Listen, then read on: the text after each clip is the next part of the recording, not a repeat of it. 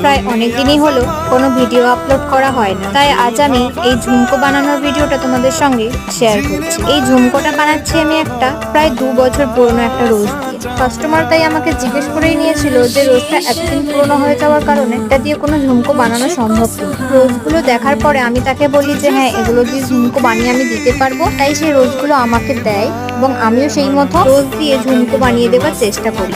Customer আমাকে ঝুমকোটা order দেওয়ার সময় একটা রেফারেন্স ছবি দিয়েই অর্ডার দিয়েছিল যে তাকে এইরকম বানিয়ে দিতে হবে, তাই আমিও তার পছন্দ মতো ডিজাইনেই বানিয়ে দেওয়ার চেষ্টা করি। রোজগুলো আগে যতটা ফেড লাগছিল এটা রেজিন দিয়ে তৈরি করার পরে আর ততটাও ফেড লাগছে। অনেকের কাছে এরকম পুরানো রোজ থাকে যেগুলো অযত্নের কারণে কিংবা পড়ে থাকার কারণে নষ্ট হয়ে যায়। চাইলে তোমরা এগুলো আমার কাছে দিয়ে প্রিজার্ভ করে যে কোনো জুয়েলারি বা ফ্রেম বানিয়ে নিতে পারো। তোমাদের পছন্দ মতো জিনিস বানানোর জন্য অবশ্যই আমাকে কমেন্ট সেকশনে বা ডিএমে জানাতে পারো। ঝুমকার ফাইনাল রেজাল্টটা কেমন